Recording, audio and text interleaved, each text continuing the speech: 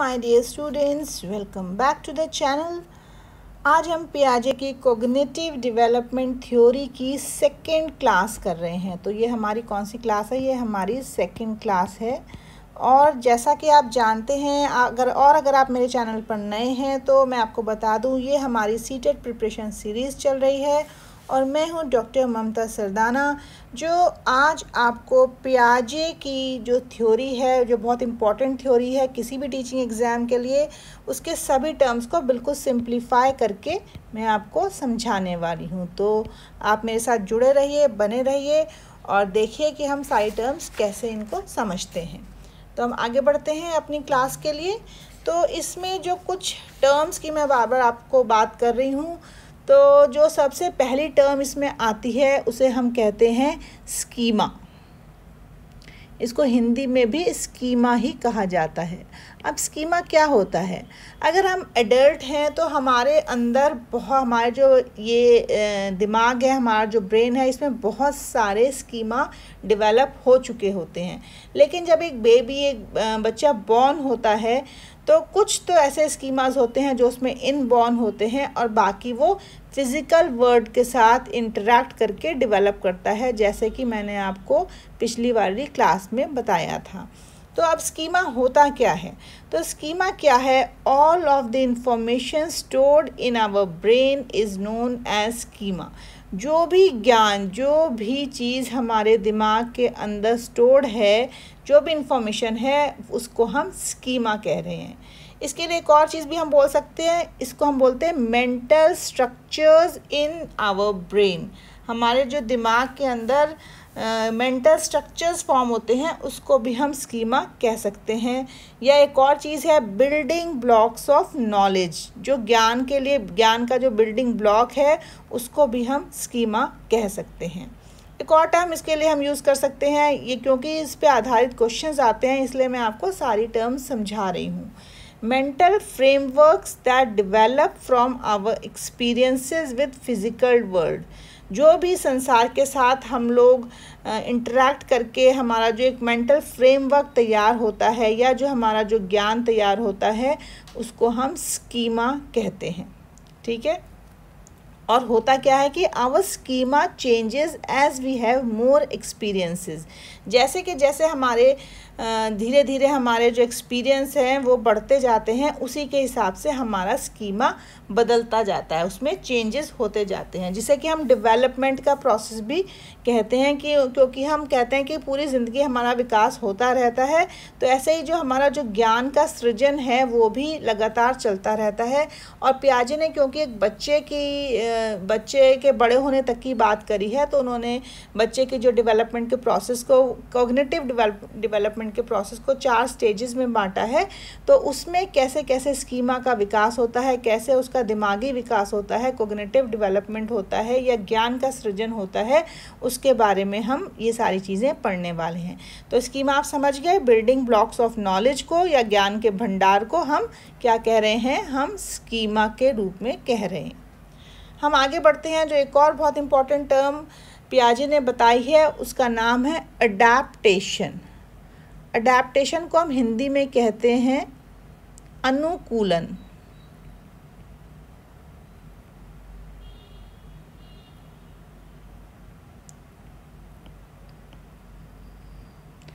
अनुकूलन। अब अनुकूलन क्या होता है? ये जो है, ये एक ऐसी प्रवृत्ति है जिसमें कि बच्चा जो है वो सामंजस्य बैठाने की कोशिश करता है। अब वो सामंजस्य कैसे बिठाने की कोशिश करता है? बच्चों को जैसे जैसे नई जानकारी मिलती रहती है, उनको उस ढंग से कार्य करने के लिए अनुकूल होना पड़ता है। समझे आप मैं क्या कह रही हूँ? उसको अपने आप को अडैप्ट करना पड़ता है। अनुकूल हो रहा है बच्चा, या फिर वो अडैप्ट हो रहा है according to the different situations. According to different situations, जो भी उसको अपने जीवन में जिनका भी उसको सामना करता है, उसके अकॉर्डिंग वो अपने आप को अडैप्ट करता है। तो मैंने यहाँ एक छोटा सा डायग्राम बनाया है, देखिए। इसमें एक 2 टर्म्स और यूज़ होंगी, इक्विलिब्रियम एंड डिसइक्विलिब्रियम। अब देखिए कि बच्चे के सामने एक नई सिचुएशन आती है, कोई भी नई परिस्थिति आती है, तो वो बच्चा क्या करता है? वो उस चीज़ को समझने की कोशिश करेगा। तो उसके पास ऑलरेडी किसी चीज़ का स्कीमा बना हुआ है, उसके दिमाग में ऑलरेडी कुछ चल रहा है ना, जिस चीज़ के बारे में वो ऑलरेडी जानता है, मतलब जो उसका पूर्व ज्ञान है। उसके बाद एक टर्म आती है एसिमिलेट। एसिमिलेट या फिर हम इसे कहते हैं एसिमिलेशन। इसको हिंदी में कहेंगे हम आत्मसात्करण। आत्मसात्करण। अब ये आत्मसात्करण का मतलब है कि बच्चे के सामने एक न्यू सिचुएशन आई और उसने उसको आत्मसात करने की कोशिश करी, ठीक है। और लेकिन अगर ऐसा हुआ कि आत्मसात करने के बावजूद भी उसका जो इक्विलिब्रियम जो है वो डिसइक्विलिब्रियम में बदल गया, मतलब कि जो उसका जो सामंजस्य होना था वो सामंजस्य नहीं हो पाया, ठीक है।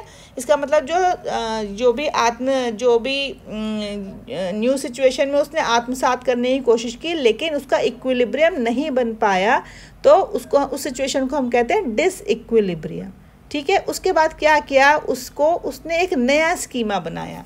उसने ऑलरेडी एडजस्टिंग जो स्कीमा था उसमें कई चीज़ें एडजस्ट करने की कोशिश करी। एडजस्ट करना या फिर मॉडिफाई करना, उसने उसको परिवर्तित करने की कोशिश करी।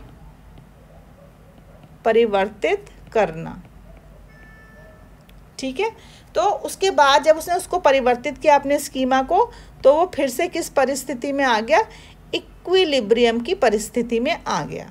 देखिए अब मैं आपको क्या बता रही हूँ, अडैप्टेशन क्या होती है। अडैप्टेशन मैंने आपको समझाया अनुकूलन का प्रोसेस है। अब अडैप्टेशन कैसे हम इसको कहेंगे, इसकी आप परिभाषा समझिए। Adaptation is adjusting schemas to maintain equilibrium। अब हम क्या कह रहे हैं कि जो अडेप्टेशन है ये अनुकूलन है, इसमें हम स्कीमा को एक इक्विलिब्रियम में लाने की कोशिश कर रहे हैं, उसे एडजस्ट कर रहे हैं, ठीक है। अभी हम एडजस्ट कर रहे हैं, अडेप्टेशन का मतलब समझिए। when a child gets new knowledge he is forced to adapt so that he can function properly। जब एक बच्चे को नई जानकारी मिलती है तो या नई सिचुएशन की जो हम बात कर रहे हैं, तो उसके अकॉर्डिंग वो बच्चा अपने आप को अडेप्ट करने की कोशिश करता है। हाँ, और अडेप्टेशन जो है वो 2 एक्टिविटीज़ के द्वारा होता है। अब वो 2 एक्टिविटीज़ कौन सी हैं, देखिए यहाँ समझिए कि हमने एसिमिलेशन के टर्म का नाम लिया और एक हमने कहा कि एकोमोडेशन कर रहा है बच्चा। तो एसिमिलेशन का अर्थ है कि बच्चा जो जानकारी है उसको पुरानी जानकारी में ऐड कर रहा है, उसको प्लस कर रहा है, उसको जोड़ रहा है। अगर वो ऐसा करता है तो हम उसे कहते हैं कि उसने एसिमिलेट किया या आत्मसात किया, उसे अपने अंदर आत्मसात कर लिया। परंतु अगर वो सिचुएशन में अडेप्ट नहीं कर पाता, उसका डिसइक्विलिब्रियम कंटिन्यू रहता है, तब वो क्या करेगा, एकोमोडेट करेगा। एकोमोडेट करने का अर्थ है कि वो न्यू जो सिचुएशन उसके सामने आई है वो उसके लिए क्या करेगा, उसमें मॉडिफिकेशन करेगा, उसमें परिवर्तन करेगा, मॉडिफाई करेगा सिचुएशन को, ठीक है। तो इसका एग्जाम्पल यहाँ पे मैंने लिखा हुआ है, अगर एसिमिलेशन का मैंने लिखा है लाइक फिलिंग एग्जिस्टिंग कंटेनर, मतलब पहले से एक कंटेनर है उसमें कुछ पानी है और उसको उसने दोबारा से फिल कर लिया। लेकिन अगर वो एकोमोडेट कर रहा है, इसका मतलब वो कंटेनर को रीशेप कर रहा है। उसने जो इस शेप का कंटेनर था उसने उसको रीशेप करके कुछ और बदल दिया, तब हम इसको कह रहे हैं उसको मॉडिफाई कर दिया। उसने लिक्विड तो डाला, उसने इंफॉर्मेशन तो डाली, लेकिन उस कंटेनर को उसने मॉडिफाई कर दिया, परिवर्तित कर दिया। यहाँ मैंने एक छोटा सा एग्जांपल दिया है, ये एग्जांपल आपने पहले भी कई बार सुना और समझा होगा। बहुत सिंपल एग्जांपल है, इसी एग्जांपल के थ्रू बताया जाता है। इसमें लिखा है how we add new information to existing knowledge. हम नई इन्फॉर्मेशन को एग्जिस्टिंग नॉलेज में कैसे ऐड करते हैं, ठीक है। एक बच्चे ने देखा, बच्चा जैसे छोटा बच्चा होता है वो अपने घर में देखता है कि डॉगी है, तो अब ये जो डॉगी है उसको उसके फादर ने बताया कि इसको हम डॉगी कहते हैं। ये एक 4 लेग्ड एनिमल होता है और इसकी एक टेल होती है, ठीक है। पर बच्चे ने क्या किया, उसने देखा अपने आसपास की एक उसने कैट देखी। अब उसने देखा कि ये भी 4 लेग्ड एनिमल है, उसके मतलब इसके भी 4 पाँव हैं और 1 टेल है। तो उसने उसको भी कहा कि दिस इज़ डॉगी, ठीक है। लेकिन उसके फादर ने कहा कि ये डॉगी नहीं है, दिस इज़ कैट, ये एक कैट है। तो बच्चे ने क्या किया, अपने एग्जिस्टिंग स्कीमा में, जो उसका एग्जिस्टिंग स्कीमा क्या था, उसका एग्जिस्टिंग स्कीमा था कि 4 पैरों वाला जो जानवर है हम उसे डॉग कहते हैं, पर उसने उसमें परिवर्तन किया और परिवर्तन करके क्या समझ लिया कि वो डॉग नहीं है, वो कैट है। और वो कैट क्यों है, क्योंकि वो म्याऊं की आवाज़ कर रहा है। ठीक है, अगर वो म्याऊं की आवाज़ करता है तो इसका मतलब वो कैट है, और अगर वो बार्किंग या भौंभों की आवाज़ करता है तो वो डॉग है। इसलिए उसने क्या किया, परिवर्तन किया अपने स्कीमा में, मॉडिफाई किया। इसका मतलब उसने न्यू सिचुएशन में वो एकोमोडेट हो गया। क्या हो गया, वो न्यू सिचुएशन में एकोमोडेट हो गया। अगर उसने एक वाइट कैट देखी होती और उसने देखा होता कि एक और ब्लैक कैट है, तो वो समझ जाता, या वाइट डॉग देखा होता और उसने देखा होता कि ये ब्लैक डॉग है, तो वो क्या करता, वो उसको एसिमिलेट करता उस सिचुएशन को। एसिमिलेट का मतलब है उसने अपनी सिचुएशन, अपने स्कीमा में ऐड ऑन करी हैं चीज़ें। लेकिन अगर उसने मॉडिफाई किया है, उसने डॉग से कैट के रूप में परिवर्तन किया है, तब वो चीज़ों को एकोमोडेट कर रहा है। जब मॉडिफाई करेंगे हम, तब हम एकोमोडेट करेंगे, और जब हम ऐड करेंगे तब हम एसिमिलेट करेंगे, आत्मसात्करण करेंगे। ठीक है, तो अडाप्टेशन में हम ये 2 टर्म्स के बारे में समझते हैं। हम आगे बढ़ते हैं। एक टर्म आती है इसमें ऑर्गेनाइजेशन। अब ऑर्गेनाइजेशन को हम हिंदी में कहते हैं व्यवस्थीकरण करना। अब ऑर्गेनाइजेशन कैसे हम इसको कह रहे हैं, व्यवस्थीकरण करना। अब ये व्यवस्थीकरण क्या चीज़ होती है, देखिए, children organise their knowledge into different categories. ठीक है, मैंने आपको सबसे पहले एक डायग्राम दिखाया था कि इसमें बहुत सारे टाइप के स्कीमा बच्चे के अंदर बने हुए हैं। कोई स्कूल का स्कीमा है, कोई उसके माय फैमिली का स्कीमा है, कोई किसी चीज़ का, कोई स्पोर्ट्स का स्कीमा है। ठीक है, तो ऐसे ही बच्चे के दिमाग में बहुत सारी जानकारियों की कैटेगरीज बनी हुई हैं। क्या बनी हुई हैं, कैटेगरीज बनी हुई हैं।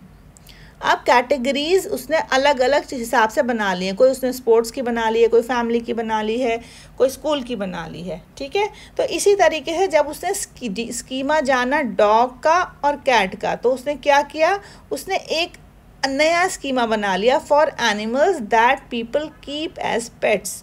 उसने कहा कि पेट्स के रूप में जिन एनिमल्स को रखा जाता है उसमें कौन कौन सी चीज़ें शामिल हैं, डॉग भी हो सकती है और कैट भी हो सकती है।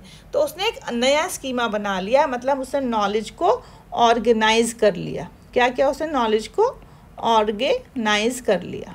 समझ गए आप? तो इसको हम व्यवस्थीकरण कहते हैं। हर व्यक्ति अपने दिमाग में कुछ चीज़ों को व्यवस्थित करके रखता है, कैटेगरी बनाकर रखता है। तो आपने ये टर्म्स समझी कि ये टर्म्स क्या हैं। हमने 4 तरीके की टर्म्स पढ़ी हैं, एसिमिलेशन, एकोमोडेशन, और इन दोनों टर्म्स किसके अंतर्गत आ रही हैं, अडाप्टेशन के। और एक हमने नई टर्म जानी जिसको हम कहते हैं ऑर्गेनाइजेशन। ओके, तो अगर हम एसिमिलेशन के कुछ एग्जाम्पल समझना चाहें कि बच्चा एसिमिलेट किस समय कर रहा है, जैसे कि आपको मैं एसिमिलेशन के या आत्मसात्करण के एग्जाम्पल्स कुछ बताती हूँ तो आपको समझ में आएगा कि एक बच्चा है, एक कोई बेबी है, उसको पता है कि how to use spoon, how to use spoon.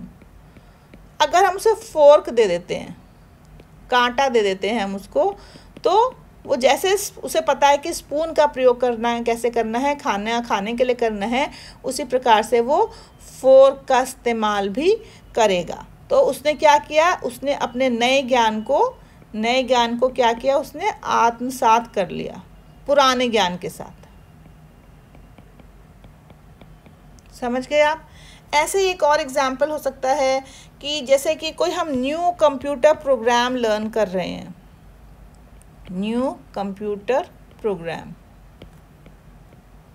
ठीक है, तो कोई स्टूडेंट है, कोई इस चीज़ को लर्न कर रहा है, कोई 4th 5th क्लास का स्टूडेंट है और 6th का कोई वो प्रोग्राम लर्न कर रहा है, तो ये भी क्या होगा, एक एसिमिलेशन का एग्जाम्पल होगा। ठीक है, तो या फिर अगर कोई बच्चा, किसी बच्चे ने एक क्या देखा, उसने कोई नए टाइप का डॉग देखा, है ना। A child sees a new type of dog. अगर उसने ऐसा कोई देखा तो उसके दिमाग में ऑलरेडी एक स्कीमा बना हुआ है। तो अगर उसने ऐसा देखा तो वो क्या कर रहा है, इसको वो एसिमिलेट कर रहा है। तो चाहे ये एग्जाम्पल हो चाहे ये एग्जाम्पल हो, ये सारे एग्जाम्पल्स एसिमिलेशन के हैं। ओके, लेकिन अगर वो मॉडिफाई करता है, अगर वो परिवर्तित करता है, तब वो क्या कर रहा है, वो क्या कर रहा है, अकोमोडेशन कर रहा है। और ये दोनों चीज़ें किस चीज़ का हिस्सा हैं, ये दोनों चीज़ें मिलाकर हम इसे कहते हैं अडैप्टेशन।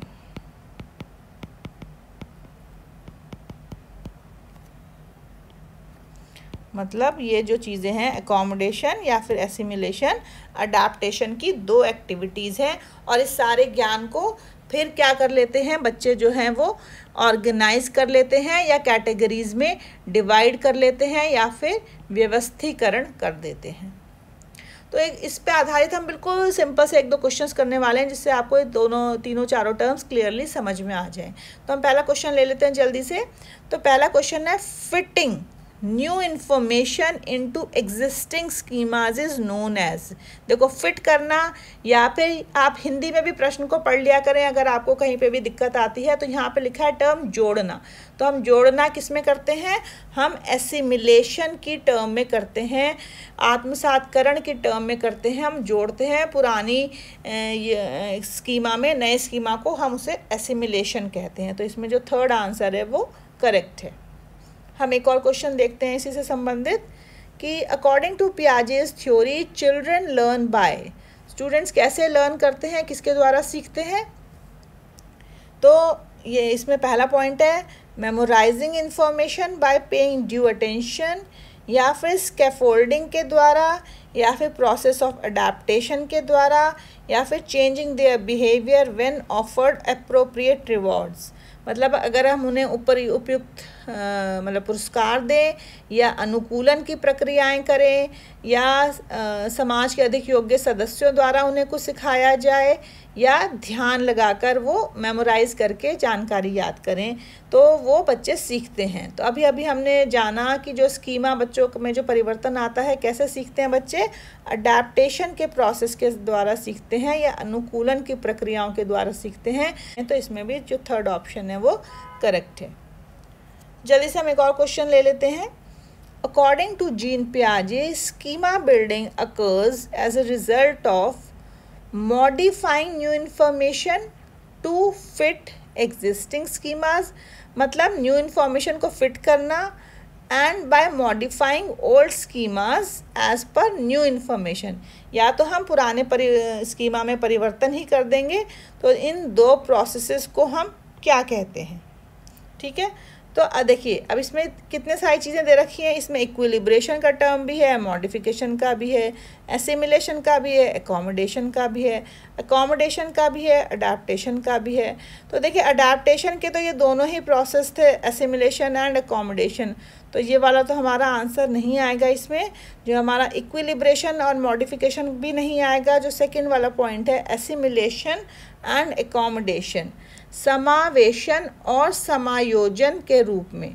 तो आप हिंदी में देखिए, आत्मसातकरण को हम समावेशन भी कहते हैं। तो हमारा जो ये वाले टर्म है, समायोजन करना और समावेशन करना या आत्मसातकरण करना एक ही बात है। तो ये जो इसमें सेकंड आंसर है वो हमारा करेक्ट है। तो आप देखिए कि किसी तरीके से भी घुमा फिरा के हमारे ये प्रश्न आए हुए हैं, और इसमें हम सारी टर्म्स हमारे बहुत क्लियरली हमें आनी चाहिए कि हम किस प्रकार से करते हैं, ठीक है।